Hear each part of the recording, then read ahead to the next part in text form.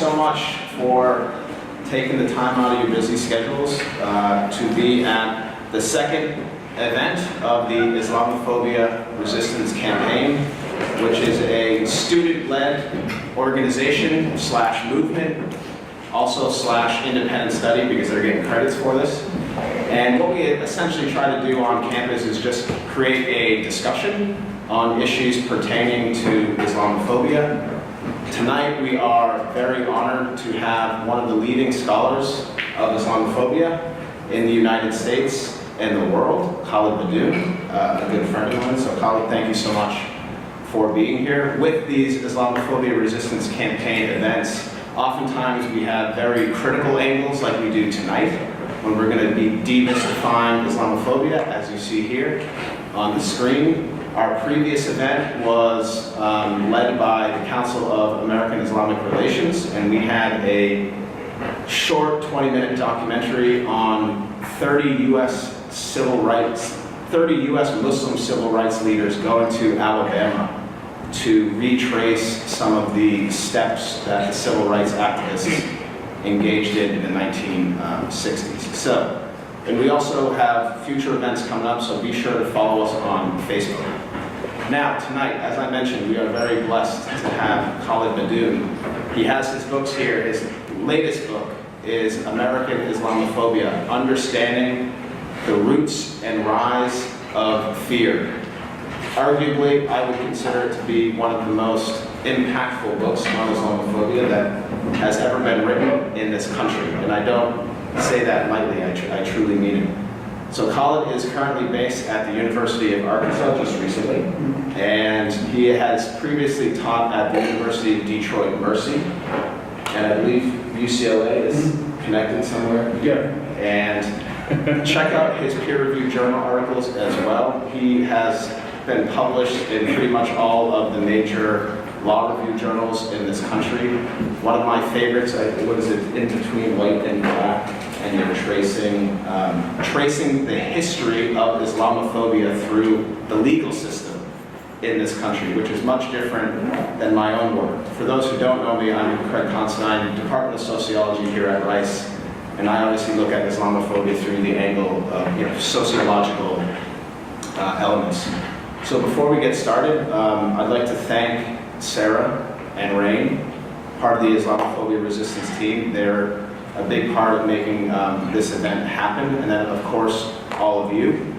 What we're going to do tonight, what Khaled and I would really like to do, is keep this conversational, not only between us, but also to engage with you all. So our plan is for Khaled to go for 5 minutes, roughly, and then I'll kind of respond. And we'd like to hear from you. We'd like to take questions from you, and we would just like to kind of fire comments back from you all to us, and then we can just bounce off. So that's the plan for this evening. If you have questions at any point, raise your hand, and we can engage in a conversation, and we'll go for, I'd say, roughly about an hour. So without further ado, will you please join me in welcoming Khaled Beydoun.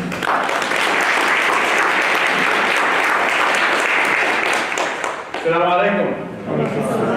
It's great to be here. It's great to be here at Rice University. I'm on a low-carb diet, but I figure this is the kind of rice that I can mess with for the time being. But it's great to be here in Houston. It's great to share the stage with Professor Considine. He's definitely a public intellectual.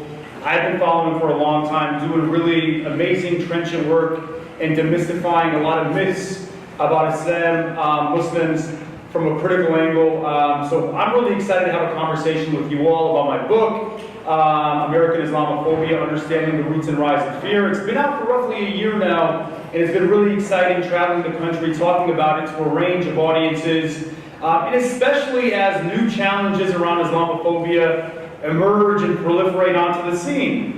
Much of what I do is theoretical in nature, but much of the theory, much of the work that I do applies to real life, real-time circumstances. And one of those real-life, real-time circumstances is unfolding in real time right now in Washington, D.C., with the first black Muslim muhajjaba congresswoman ever elected to U.S. Congress. In less than 2 months of her tenure, she's experiencing institutional Islamophobia in a very acute, violent fashion in the very belly of the beast, right? So the really, what's the word to use? The really kind of surreal element or dimension of Islamophobia is that we can trace it from a historical angle and see how during moments in this country's history, right, Islam was racialized as a civilization antithetical to Americanness and antithetical to whiteness, right? We have those roots, and that's part of the reason why I titled the book The Roots of Islamophobia. And these roots are still really key, really potent in driving the tropes and the stereotypes unfolding today. Not only on the ground in our communities. I come from Detroit, right? Some of you guys might know Detroit is, I call it a 3 times capital, right? It's the capital of the African American experience. It's the capital of the Muslim American experience. It's the capital of the Arab American experience. We've had Sharia law in Detroit for about 30 years now. I'm joking, right? And I'm listening to the room. I'm just playing. Don't go tell your friends and parents that Professor Beydoun is telling you Sharia law is in place in Detroit. But I can tell you from an intimate angle that Islamophobia is something that Muslims have been grappling with well before 9/11.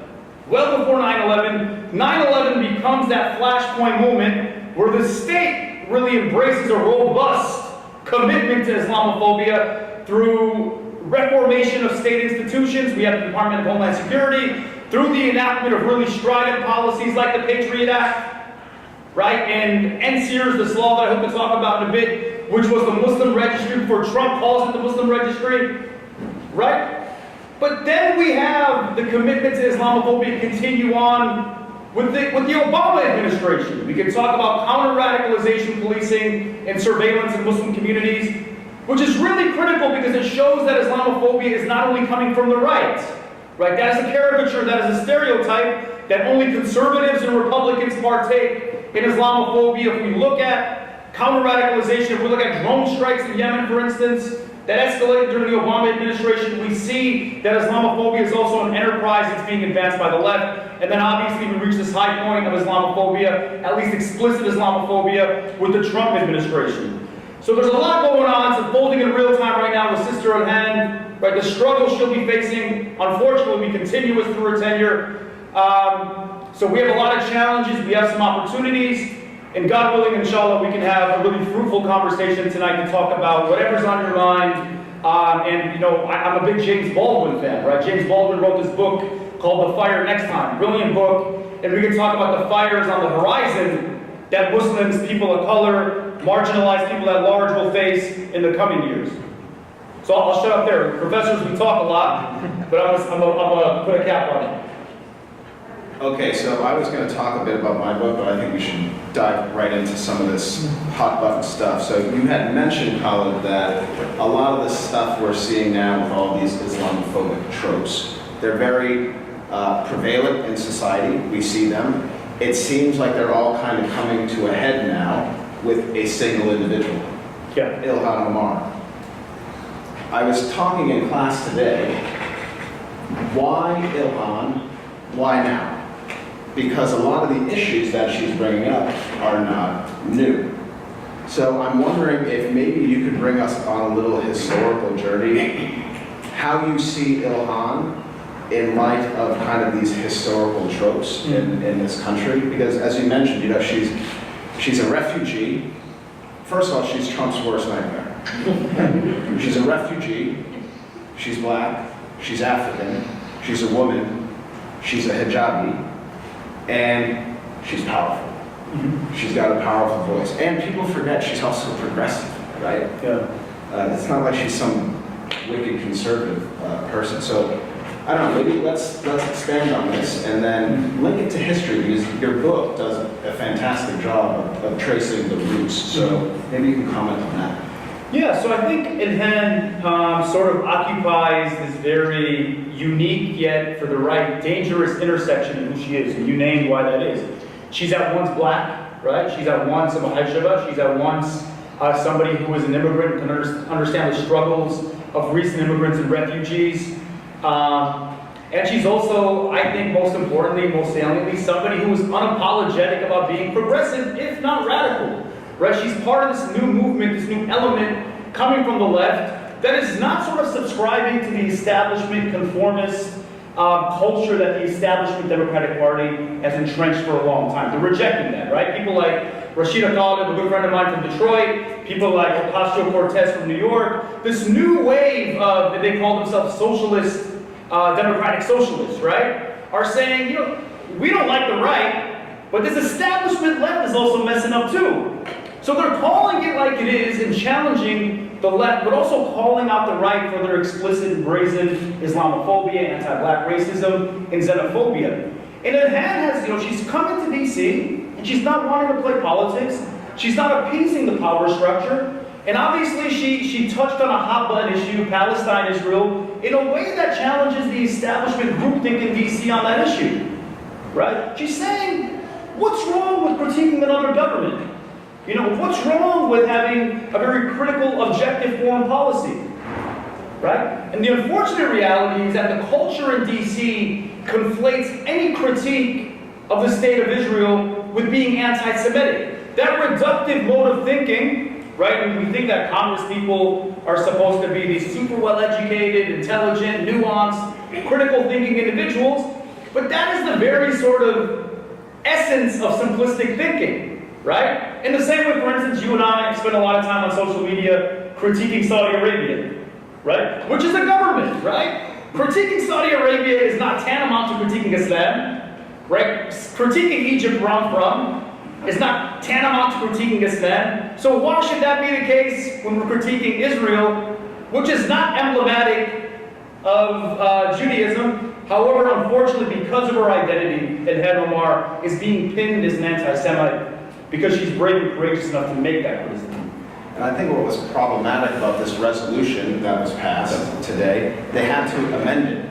Because originally it was only anti-Semitism, right? As if this is the only form of oppression and bigotry that exists in this country. And then people stepped in and said, well, hold on, if you just make it about anti-Semitism, then it really is almost entirely focused on just Ilhan's comments and not the process. I also wanted to talk about this idea of Democrats falling into the trap of Islamophobia. And I know you've written about this.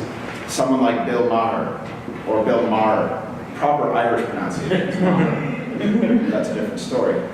So he is, you know, this icon of the left and kind of like this new atheist realm. And, you know, I know a lot of friends who don't see the problem with some of his comments and his rhetoric. And these are, quote, liberal people. So this idea of liberal Islamophobia coming from the Democratic Party, I think is something that deserves a lot more attention, because it's not coming just from the people who believe in Sam Huntington and the Clash of Civilizations. If you saw the CPAC conference, which happened quite recently, they had all the buzzwords, jihad and Sharia and, you know, the oppression of women who cover and all this kind of nonsense. But a lot of Democrats believe that. A lot of so-called liberals believe that. Yeah. What do y'all think? Feel free to chime in as we move forward. Do we have any thoughts, any questions, concerns? Yeah. Well, I wanted to hear you talk a little bit about the Muslim response to all this. Yeah. From where I'm standing, you have the Muslims that are talking about, you know, how, see, I told you so, you know, this is, remember the DNC, things like that, right? And then you've got folks who just can't believe that the party would do this. They only gave up half of their right arm for the party, and now the party is doing this to them. Yeah. And then, you know, you have people who are kind of upset with her response and wanted her to be a little bit more strategic in her place in Congress, right now at least. So I just wanted to hear you speak about these different responses and kind of critique them a little. Yeah, I've heard that, you know, kind of like range of responses on, you know, on social media. I just spoke, where was I? I traveled too much on board. I'm like an Arab nomad, right? I live out of a suitcase.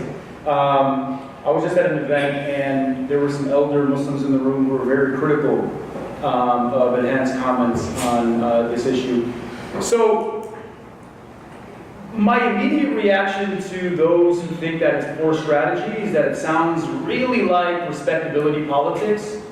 That is kind of germane to what we see in the black community or other of color communities. That best thing to do, or even like immigrant communities, right? So like the best thing to do if you're new to a specific institution, specifically institutions of power, put your head down, work really hard, don't say anything too controversial, and then inshallah one day people will come around to believe in you. But we know in American history that that's never been the case. Respectability politics, right? This like immigrant narrative, which often sounds like aspirational whiteness, you know what I mean, has never worked for any marginalized community ever in American history, right? That conformism sounds a lot like assimilation and defeatism, so I entirely reject that line of thinking, right?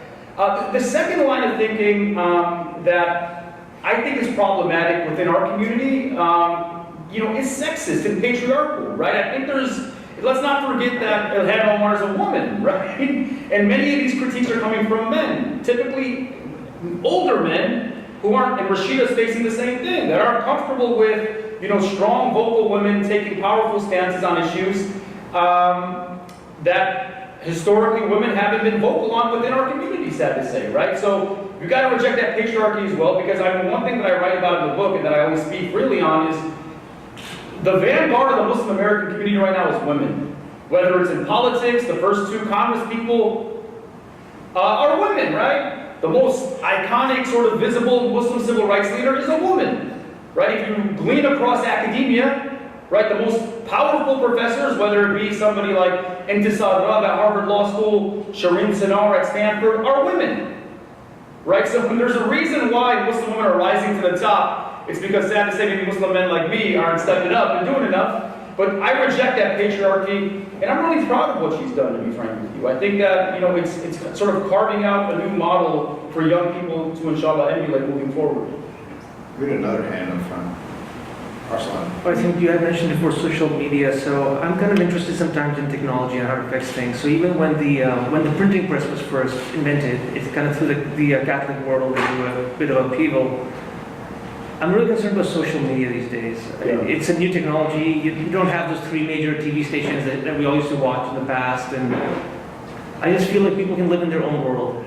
And when you think someone's intelligent or smart, they can just have a capsule around them. Mm-hmm. And I saw this recently with the Pakistan and the India thing, where they're living in two separate worlds, both of them kind of having this war mongering going on, potentially it will lead to some kind of a nuclear conflict.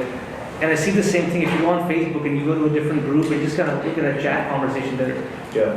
It's just they have their own separate world from you. And I'm really concerned about how that's going to affect America in the future. So just a comment on that. We're talking echo chambers and... Really good ones now. Yeah. No, it's obviously, and it's also like a safe space in a way. And it doesn't matter where you exist on the political spectrum either. Like the term safe space, it's applicable to social media. People use that term safe space, especially in light of college campuses, right? Like these are liberal institutions, and everyone has their freedom of speech, but no one likes to be challenged. I think our challenge as well is that people on the opposite side of the spectrum, those who might actually hold Islamophobic views, are also living in their own safe spaces and their bubbles. Social media is, I don't think, it can play a productive role in raising awareness on certain issues, certain events, but I don't think the echo chambers can be broken unless people start interacting.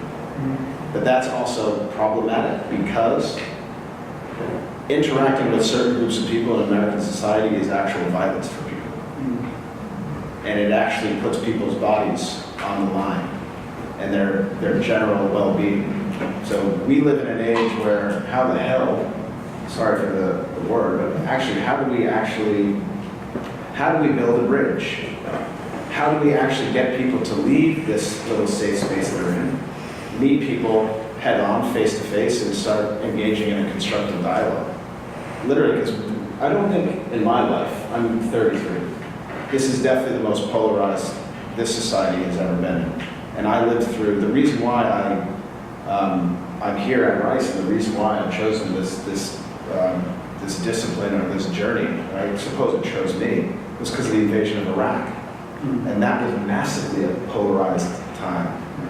And I don't know where you stand on this, Khaled. I mean, because we're both very active on social media. Yeah. And I try to use it in a constructive manner. Obviously, that's completely subjective. How do you feel? Yeah, you know, I think it's kind of it's a complex question, but if you were to push me to, you know, kind of tell you how I ultimately feel, where I side on social media, I would say that it's a good thing. Right? I come from a very segregated city. Detroit is a very racially, economically segregated city, where for a long time, if you were poor, if you were black, if you were brown, you didn't have a platform, you didn't have a space to actually speak up on issues and have your voice heard. Right? What social media revolutionized is that it gave everybody a platform, right? If you were industrious enough, if you were intelligent enough, you could actually build a following and have people listen to you in a way that they wouldn't listen to you otherwise. Right? So I think that's a net positive, right? A good consequence of social media that has sort of equalized what us people in the law call public forums, right? It's a virtual sort of forum that enables silenced voices to speak up on issues in a very productive way, I think. I think second, what's really transformative about social media too is that it enables individuals from different parts of the world and even different parts of the country. I mean, if you go to a place like Detroit, for instance, if you drive, who's watched that movie 8 Mile, right? When you guys are young, you might not watch it, right? Eminem, right? We all know Eminem, right? 8 Mile, that road, right? That road divides working class poor Detroit from the northern suburbs. Now, I can remember when I was I was like a 16-year-old kid, right? The first time I crossed 8 Mile, I was like wide-eyed, looking at these huge houses, the houses you see when you're driving out of Rice University. It was a different world, right? The life of those children living in those suburbs was radically different than the life I had living where I lived, right? So what social media does is it enables kids from these neighborhoods to interact with these kids in these neighborhoods to sort of like impress upon them that our lives aren't equal to yours. And those wealthy kids living in those affluent areas can learn. They can be empowered to take on social justice issues. And we see this happen on a global level, right? We can look at what happened with the Arab Spring, for instance, right? That was the first time, you know, these young people in places like Egypt, Tunisia, so forth and so on, you know, had freedom of speech because their governments suppressed it.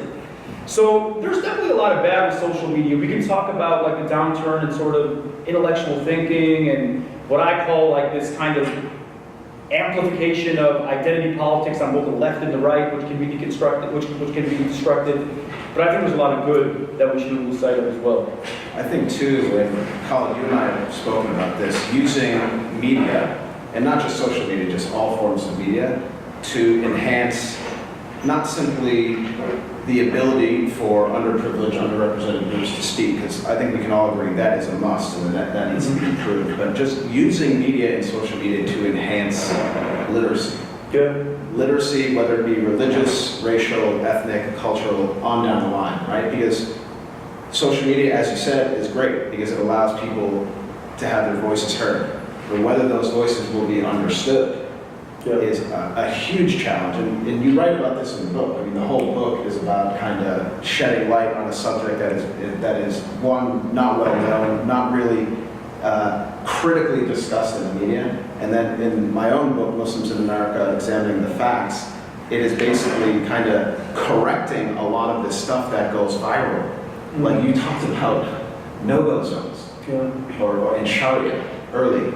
I can't tell you how many talks I've given in churches in Texas. Within 5 minutes of the talk, someone in the back of the audience just raises their hand and goes, so what about those no-go zones in Detroit? Yeah.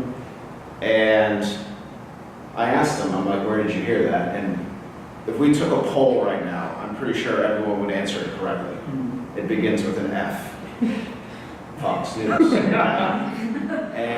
But this is a real challenge because a lot of the people, and we know like there are bots, like Pamela Geller, for instance, one of the prominent figures in the Islamophobia industry. She legitimately uses bots to reproduce these inflammatory Islamophobic tweets that go around and they go viral. And then the person sitting in the Midwest somewhere, nothing against the Midwest, or let's call it rural America, that has no exposure to Muslims, never have been to a mosque in their life, and they see, wow, this idea that there's a jihad camp in Islamburg, in New York, that exists, and they freak out, and that leads to violence.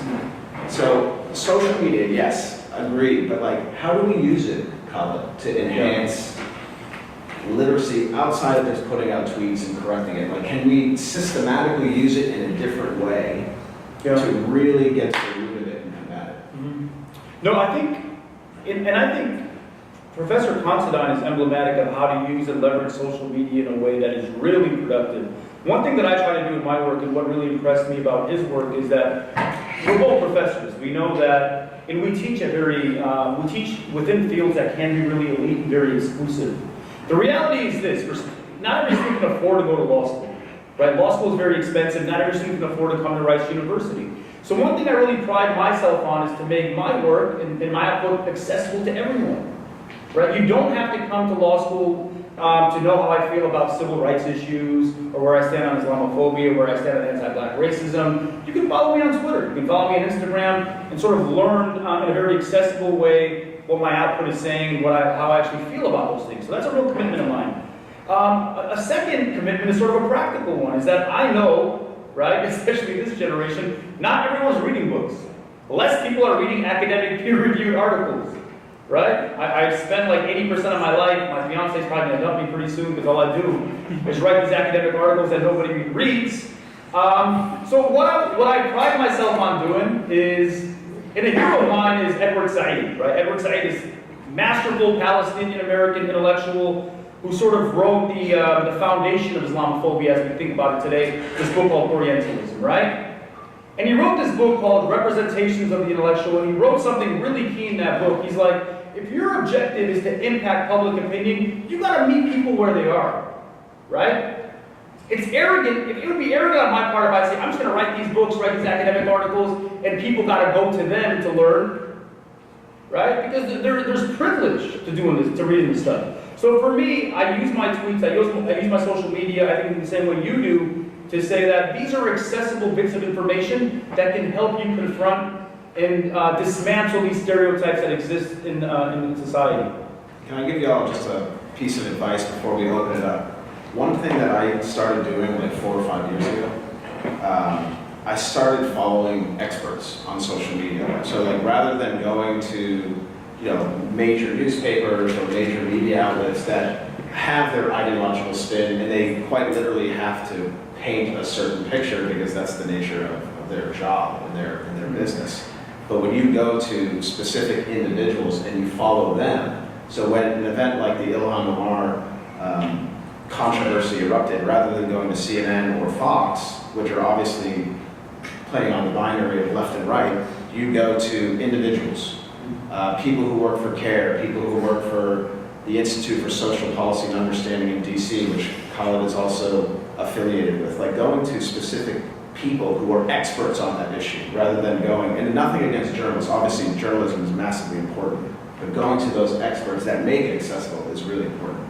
We have some questions in the back, and then we'll follow up with you, sir. With regards to the progression of Muslims in American society, do you think apologizing was the right thing for Ilhan Omar to do? Do I think apologizing for her statements? For her statements, but it's already guess about prevention. No, I don't. Did she apologize? She did, I believe so. The first time she did. She did? Yeah, I think so. I think one thing we got to remember is that these are human beings, number one, and I think it's critical to remember that Ilhan and Rashida are sort of like walking in a place where nobody who's looked like them and believed like them have been before. They're under enormous pressure, right? They're green, they're rookies as Congress people, so they got pressure coming from every angle. I didn't know she apologized, but if she apologized, I think it's a mistake, and I think it's a mistake we allow her to make because she's human, and she's a rookie in that space. But I think since then, right, what she's saying and what she's doing right now is really commendable. I agree. I don't think she should apologize. Yeah. No, not at all. We had a question. Yeah, can you point to specific examples on the left that you think are like clearly Islamophobic? Like Yeah. there's clear Islamophobia, because I think if you look back, for example, in the segregation South, you could say, oh, there's segregation, Yeah. that was like racism, and then in the North, people argue that there was racism through projects and things like that, you just couldn't see it as overtly. Is it a similar thing where it actually exists on the left, or is it like more like mistakes and like? Well, I'll tell you this, right? I was just in Oregon, which is the Northwest, right? We think Oregon is all Birkenstocks and lattes and, white liberalism. But let me tell you, this North-South binary, where the South is explicitly racist and the North isn't, is false. That's a myth, right? Oregon didn't allow black folks to come into the state until 1925. I mean, it was Jim Crow of a different name in a place like Oregon. And that's also true for Islamophobia as a binary in the left and the right. We tend to think that the right is more explicit or brazen about their Islamophobia. But let me tell you, right? If you look at the left, either from a structural standpoint or a private standpoint, they can be just as explicit. I'll give you a couple examples. Hillary Clinton, when she was running for president, right? Every time she mentioned Muslims, she'd have these qualifiers like peace-loving, terror-hating. There are eyes and ears on the front lines of the community with regard to terrorism. I'm like a Muslim eating Doritos watching the Detroit Lions, right? I'm like, why can't you talk about Muslims watching the Detroit Lions lose another game? Why is it always got to be related to terrorism? Why always got to qualify our existence in relation to national security? That to me is explicit Islamophobia coming from the left. Professor Considine mentioned Bill Maher, and I think Bill Maher is perhaps just as destructive and Islamophobe as anybody on the right, minus Trump, right? He has a massive audience. I lived in LA, and I've been to that show a couple of times. I was actually a fan of that show for a long time, because I agree with 80% of what Bill Maher says. But every time Bill Maher talks about Muslims in Islam, it sounds like Samuel Huntington. It sounds like A Clash of Civilizations. It sounds like Bernard Lewis. Right? He makes analogies that Islam is akin to a mafia that only wants to kill other individuals, and that Islam is like irredeemably sexist and patriarchal. Right? Buying into this cornerstone idea that I think defines Islamophobia, that Islam is a monolith, what the terrorism. Right? So those are two examples. I can give you more. President Obama, who I commend and love in many respects, right, gave this wonderful speech in Cairo, I think it was like a couple of months after he was elected, right? At Al-Azhar, the speech primarily was committed to like mending the wounds of the war on terror. Beautiful speech, right? Yet, this individual who's being sort of like championed as this multicultural sort of figure only enters an American mosque 7 years into his presidency, and the only reason he walks into that mosque in Baltimore is to push and peddle counter-radicalization policing, right? So I can give you a litany of examples of Islamophobia on the left. I don't think it's sort of a necessary sort of thing to compare and contrast and say it's better or worse than it is on the right. It's bad, right? I think as Muslims, as allies to Muslims moving forward, we gotta make these elected officials accountable. We shouldn't vote for them, right? And mobilize our bloc to vote for them until they're good on these issues. Another concrete example before we move on as well. In states that vote historically Democratic and they currently vote Democratic, in my own state of Massachusetts, I believe the town is called Stowe, but don't quote me on that, but it's somewhere in a Democratic voting portion of the state. And there was a controversy 4 or 5 years ago, a very, very small Muslim community. I'm talking maybe 7 or 8 families wanted to buy a chunk of land to create a cemetery to build their loved ones, to bury their loved ones. And there was mass opposition in Massachusetts to allowing human beings to bury their loved ones.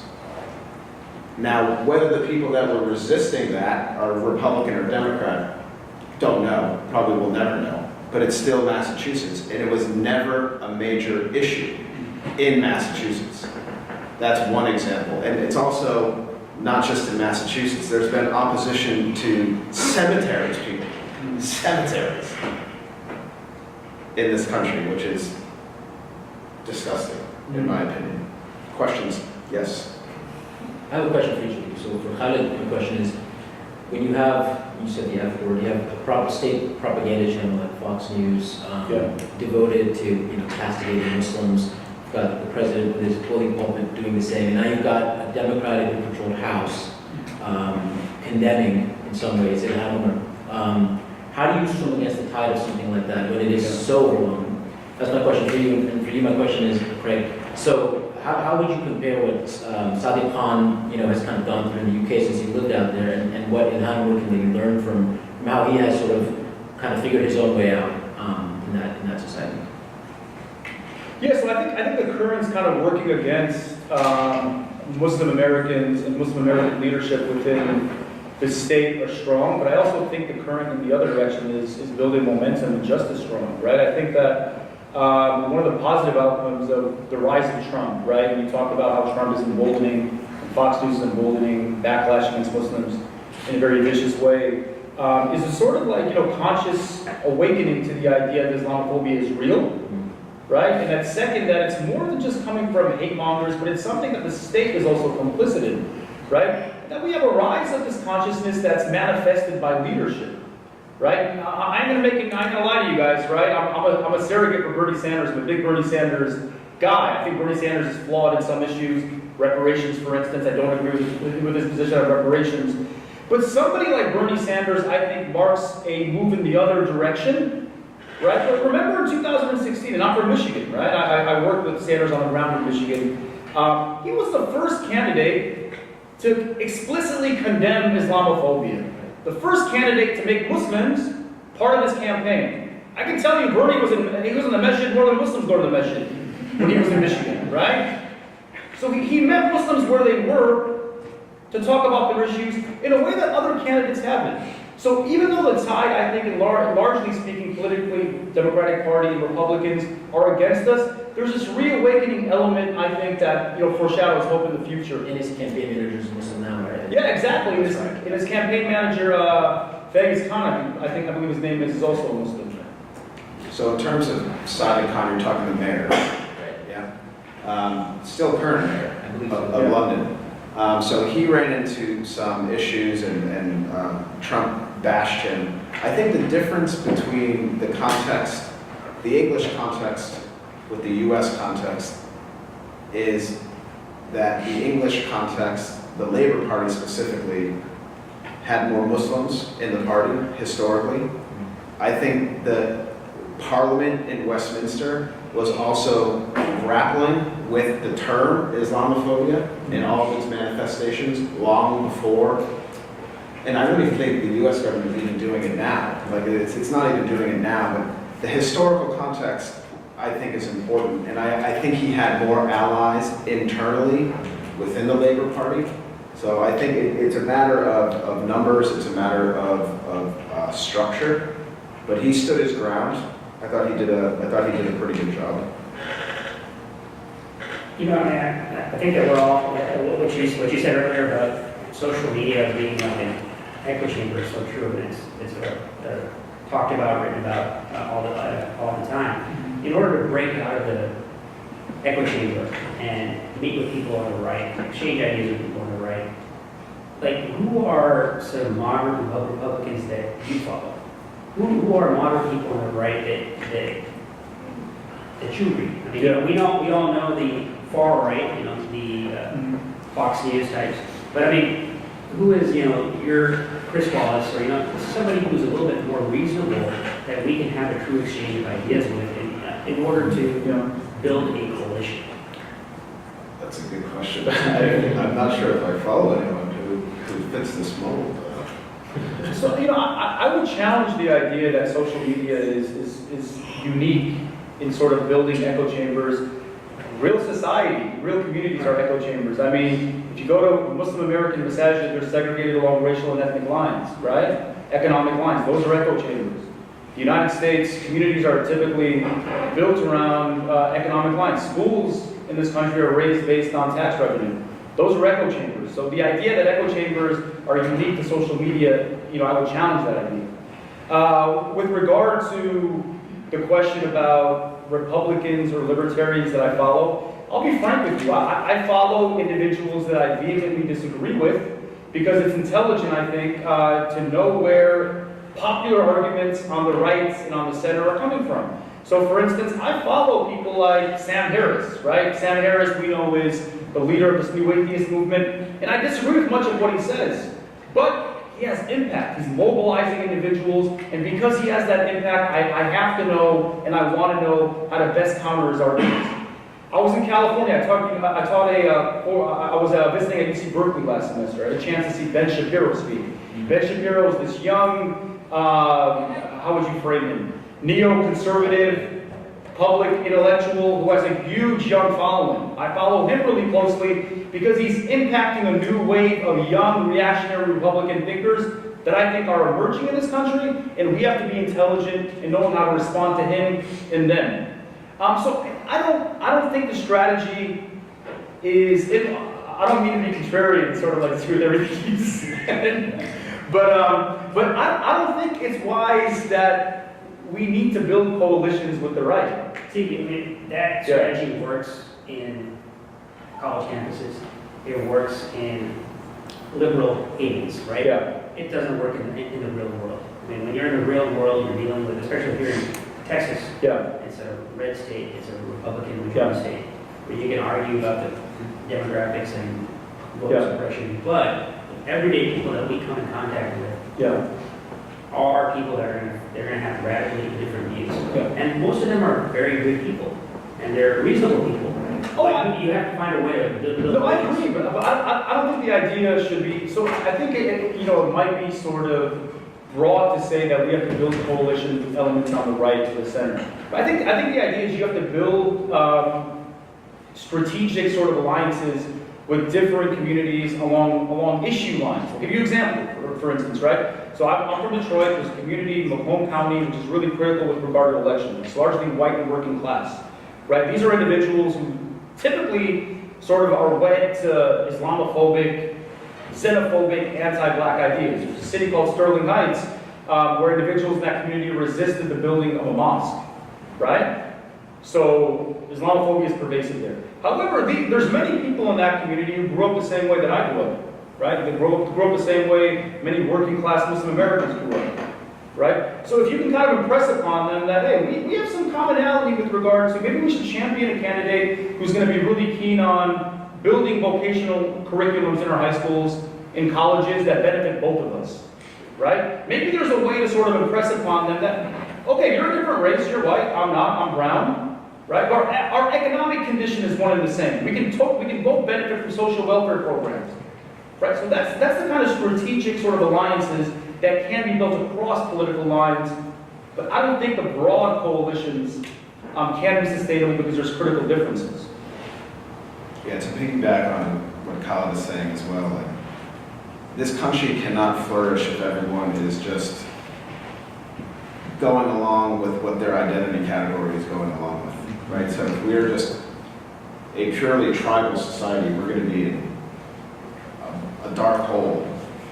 But if we come together on issues, I think there's much more hope. Yeah. And it's just a matter of finding the people who you can make coalitions with. And I often tell my students this, like we often think of, especially when we talk about Islam in America, like we think about the left and the right, but there's this massive kind of chunk in the middle that's like kind of neither. Sometimes they go left, sometimes they go right, sometimes they're both at the same time. It's those people, I think, that everyone could do more to engage with. It's the people that could be swayed, like if something like, God forbid, like when 9/11 happened, most of this country had no idea what Islam was or what even a Muslim was. Like they had no idea, and then boom, something happens, and then people pick their sides. I mean, God forbid if something happened like that again, those people in the middle, they could sway. Shazia. I wanted to ask you about how much of this is the responsibility of the Muslim community in the sense that we're very insular and we don't really engage with the community at large often. And I think it was Abdul Mujahid of Sound Vision who had said that, most people know about Islam. It's just that Muslims are not engaging and telling their stories. And, I can give you a personal example. I teach in Spring, Texas, which is a very sort of red, county that I live in. And I work with a lot of people who voted for Trump and who watch Fox News during our lunch break still. And, but when this Ilhan Omar thing happened, they knew me And so they had a different, they were like, well, tell us about this, what do you think? Because they knew me personally. Otherwise, they let someone else tell them the narrative. So I just wanted you to talk about that in terms of what is the Muslim community doing really to counter this on the grassroots level on the ground? Yeah. No, that's a tough question, right? Because it sort of like brings about this collision between like moral responsibility and practical reality. I think if you want me to answer it morally, I would say that Muslims don't have a role in sort of like retrenching ignorance on the other side. However, if it's a practical question, I think that we do have a role, right? Because the reality is that no other element, no other actor is going to look to correct that misinformation but us. So we have to, assume that mantle. And I would lean towards the practical sort of responsibility because we live in a real world, not a world of ideas, right? But one thing I'll be frank, I hate this word normalization. Right? We see this word all over the place. We got to normalize Muslims. We got to normalize Islam. I just hate that word because it sort of presumes that we're not a normal people. Like, what's that normal about Islam? And specifically, when you talk about, the First Amendment right to free exercise of religion, there's nothing more American than having the right to practice your faith as you see fit. But the reality is this: is that unless it's Muslims, Muslim allies going out there and doing that hard work. That misinformation is going to perpetuate and fester. So we got to do it. We got to continue to do it. From the opposite lens of the spectrum, too, like there's a popular poll that came out in 2015. Huffington Post YouGov found that 58% of Americans have unfavorable views of Muslims. Among that 58%, like something like 78% had never met a Muslim. So it definitely goes both ways, and I think it needs to be taken into context and in regards to like if something happened, like an act of violence that some random Muslim person carried out, like should Muslims have to condemn that? Something like that, I think we could unpack that. Like that's a touchy subject as well, but I also think we need to be realistic too. Like, just looking at the facts, like there's what 6 to 10 million Muslims in this country. Which sounds like a lot, but it's like less than 1% of this country. And it's not, it's not a sound policy to think that Muslims need to do it all by themselves. It definitely takes people of conscience on multiple fronts to approach and to engage together. So it's a multifaceted project, I think. Yes? Yeah, so regarding the critique of Israel, I think it's at first just true that those who are, for the most part, at the forefront of activism and protesting for Palestinian liberation, especially in this country, are Muslims, right? Mm-hmm. So, given this, and given that the issue is so religiously charged, how do we make sense of the relationship between our religious identity as Muslims and our critical stance on the issue of Israel and Palestine? Hopefully that makes sense. I don't think that's the case. I think it's also shifting demographically. I think that if you look at the broader Palestinian movement for self-determination, I would say the majority aren't Muslims. But I think that conflation is not in line with the statistics on the ground. And I think that is a positive sign for the pro-Palestinian movement, is that you have a racially, ethnically, and religiously diverse milieu of people now assuming that mantle.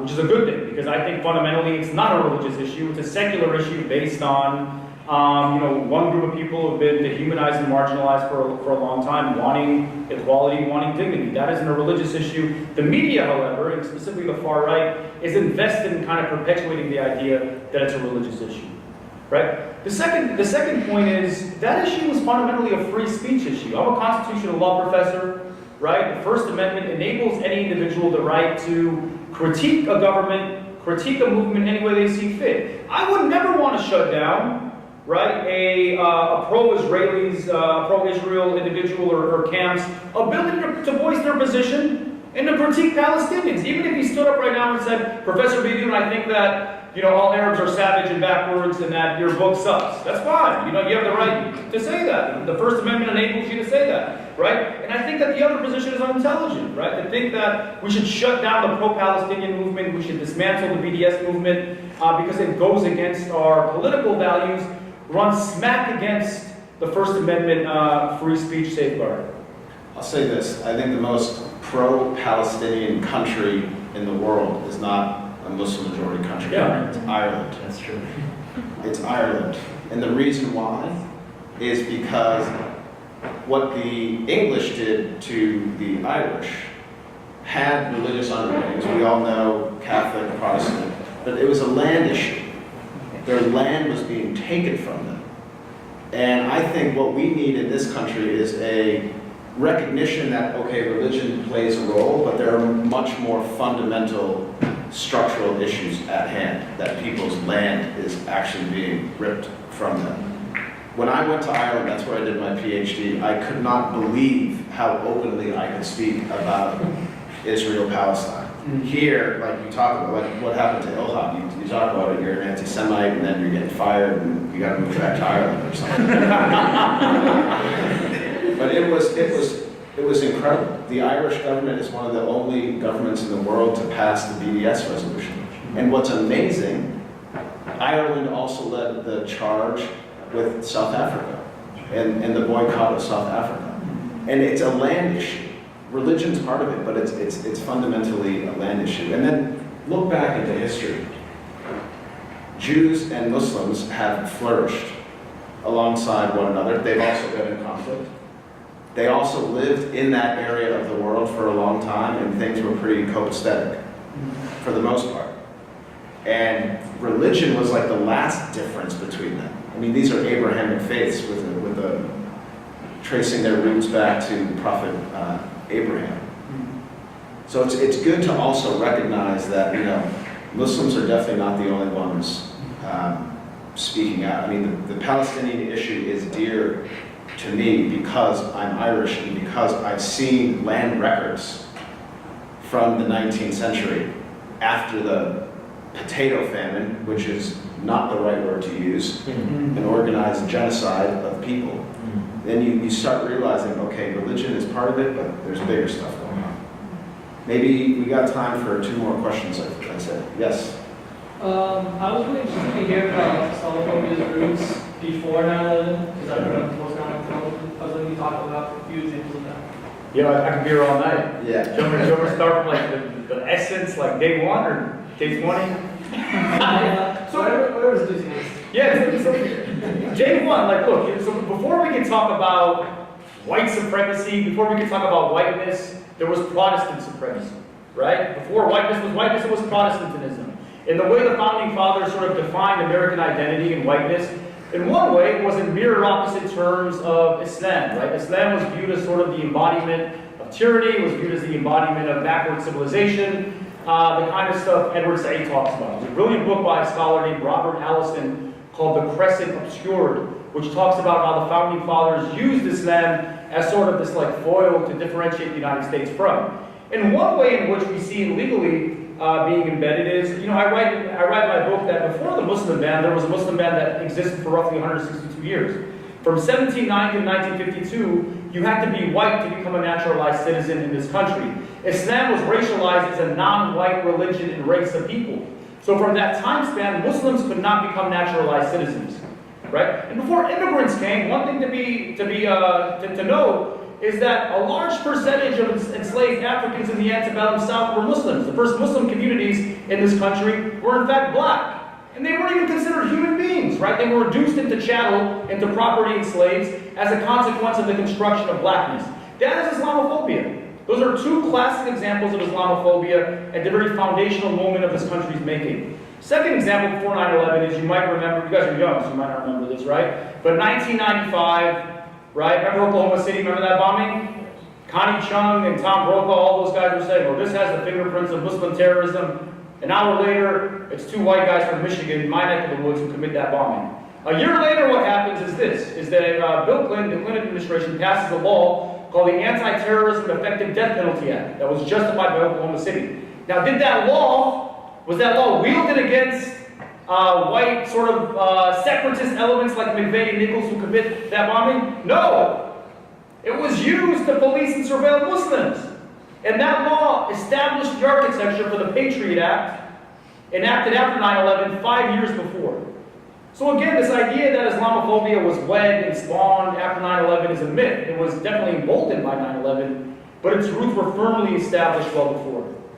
So I highly recommend everyone check out Khaled's articles on this, because he really does an amazing job of tracing it through the legal prism. And just to build off this as well, like the Muslim ban, everyone should recognize that the Muslim ban is nothing new. Yeah. We've had many Muslim bans throughout history, so we don't really learn this in our U.S. history classes or in our civics classes, but there are a range of immigration bills passed by this government throughout history. The Asiatic Barred Zone, which effectively made it illegal for anyone that was considered Asian. It was basically from, I mean, let's say from Iran all the way to like the Koreas, like that whole chunk of land, no one could legally migrate from that area. Then you had the Emergency Quota Acts in 1921 and 1923, which limited immigration based on white people that were already in the country. So they were only going to let a certain amount of white people into the country based on the amount of people that were already in the country, which was predominantly white. Even the Chinese Exclusion Act, 1881. You know, at the time, the U.S. government, I don't know how they defined a Chinese person, but I'm sure it was expansive in a lot of ways. So yeah, I mean, it's nothing new. And then to make the founding fathers generation, everyone understands that they were severely problematic because they were slaveholders. Then we have, and I trace this in my book, Muslims in America Examining the Facts, where I'm looking at primary documents. You can look at their diaries and their correspondence. There is information out there that I think can be constructive.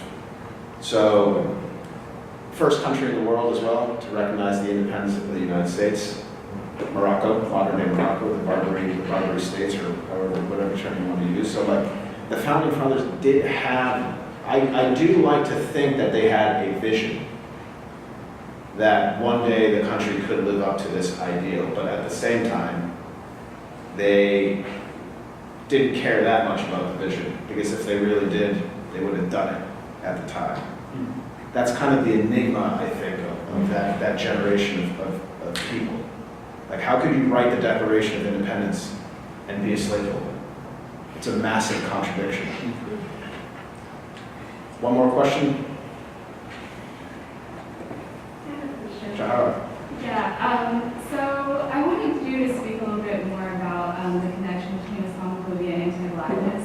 I think it's important for us to acknowledge too, like the Muslim community's own history and come to terms with the idea of anti-Blackness within the community as well. And so now that we're starting to see this rise in Islamophobia connected with, racialization in particular ways, how do you think the community is going to kind of come together and mobilize against anti-Blackness within their own community, but then also moving outside and moving out Islam?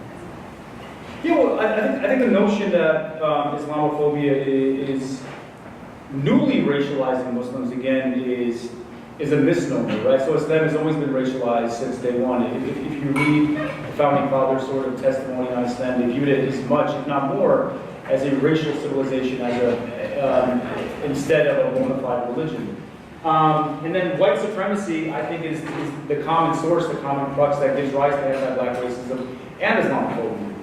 But one of the sort of damning consequences of the American racial enterprise is to view people in very narrow racial terms, right? So when we think Muslim, because of the racialization of Islam, we think only brown, Middle Eastern, or Arab people, right? We exclude Black people because it kind of goes against the construction of both Muslim identity and Black identity to enable us to see that intersectional identity.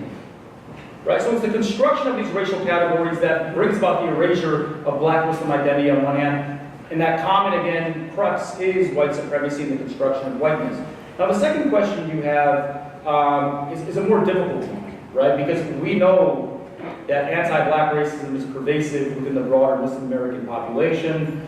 It's manifested by Arab Americans, by South Asians, by a whole host of non-Black Muslims in a range of ways, right? And I think it's also to be dishonest to say that it's only a consequence of American anti-black racism that non-black Muslims feel that way. We import, right, our anti-black racism from our respective Arab, South Asian countries and so forth and so on, and mix it with what's going on. But it's counterproductive, and it's hypocritical because on one hand you got, I'll talk about Arab Muslims saying the N-word, but loving Malcolm X and Muhammad Ali. I'm like, how do you reconcile that, right? How are you going to be anti-black on one hand, but embrace black Muslims? Part of it's also economic. Part of it's also aspirational whiteness. Arab came here, South Asians came here, and they're like, we work hard, we put our head down, make enough money, educate our kids. We can one day be white. And part of the aspiration toward whiteness is to perpetuate anti-black racism. Right? Is to partake in that process of being anti-black, to prove to bona fide whites that, we're like you. We don't like these people either. Accept us, open the gate so we can come in too. Right? And obviously that hasn't worked. We see that in very plain ways after 9/11, that bona fide whites aren't going to allow Arab and South Asian Muslims in any day soon. I'm still waiting on my white privilege. The mailman hasn't showed up yet. But if our objective is to dismantle Islamophobia, we have to recognize that white supremacy is the common source that gives rise to anti-black racism. And to fight Islamophobia without fighting anti-black racism is contradictory and counterproductive. Maybe one more question? I can stay here all night if you guys want. I got nowhere to go. So I'm Yes. Yeah, I have a question maybe circling back to the conversation before about coalition building and what you were sharing about the heterogeneity within the Muslim community, especially constructs of class. And I'm curious in the echo chambers that can form from that, but I'm even on the ground as the social media.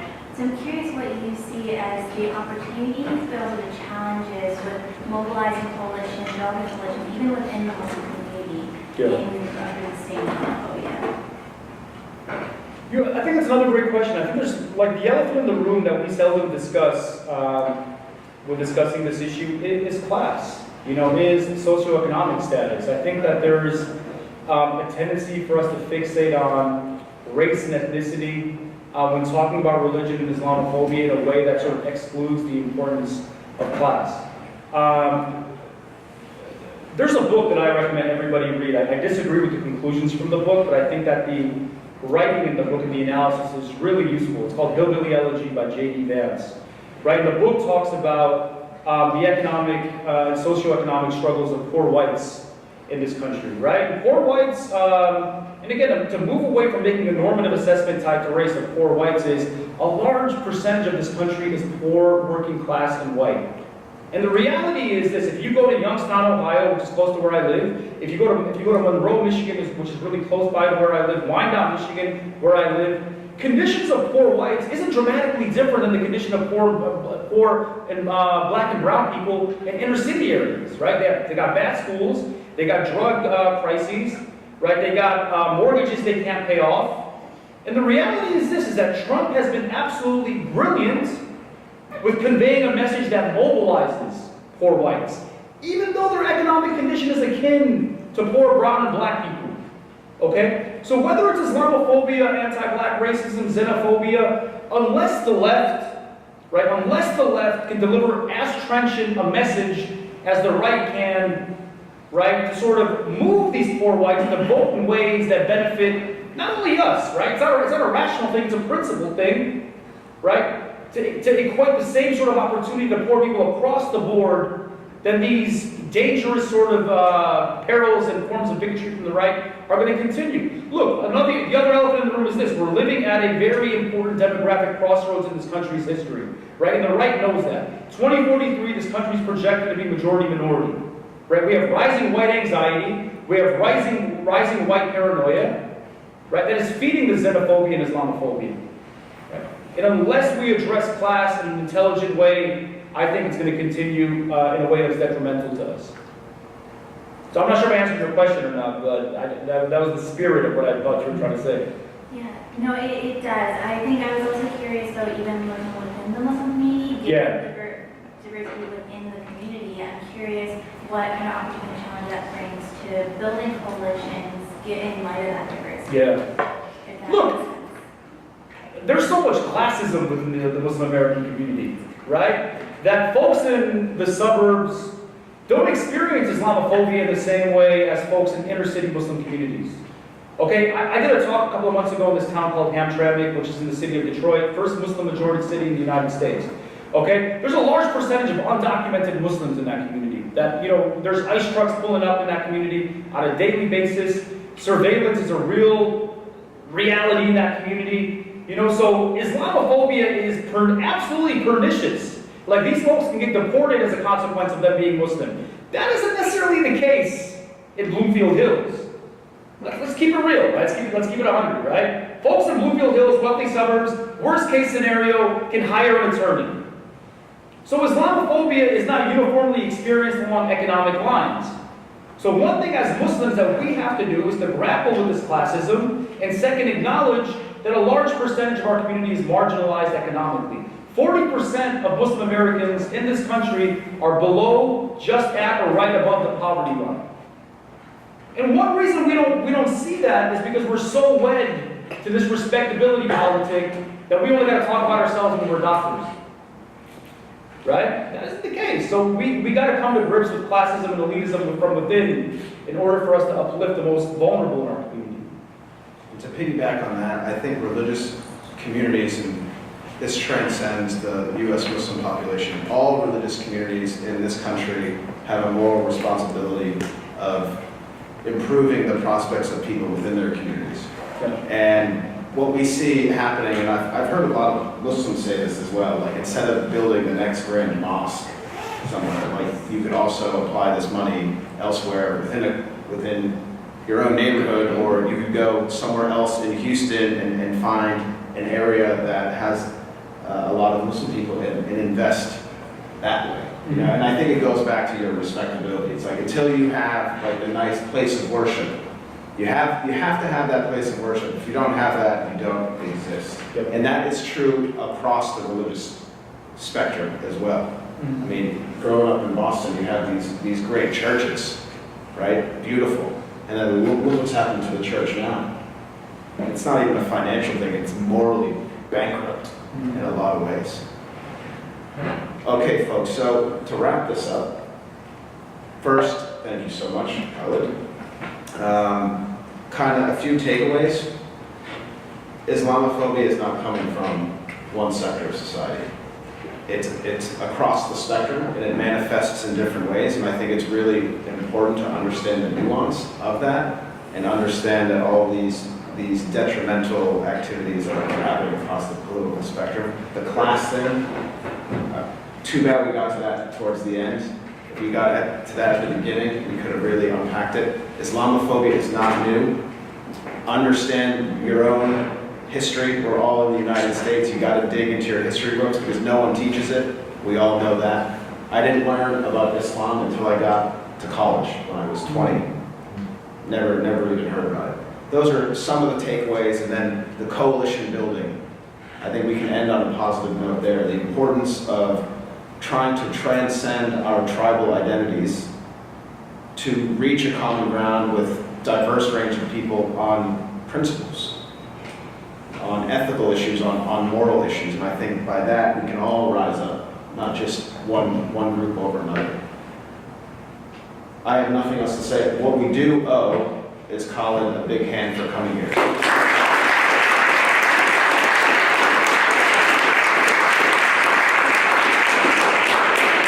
Thank you all so much for taking the time to join us. Khaled has books I definitely recommend. If you can, pick it up. It is enjoyable reading and very, very informative. Thank you all so much. Be sure to follow us on Facebook if you want to come to our future events. Our next one is Islam in Spanish is coming to a class that I guide, Muslims in American Society. It's on a Thursday at 4 p.m. during class, but my class is always open door policy in my class. Actually, Jahara, who's in the audience, I'm going to give you a shout out, Jahara. She is also coming to class on March 19th at 4 o'clock as well. We meet right down the hallway, 4 o'clock, Sewell 303. And then April 4th, we have Sadia Farouki, who is an author, a brilliant author of children's books that focus on Muslim characters, especially a young girl named Yasmin. So please do join us in the future, and God bless you all, and thank you all so much for being here. Thank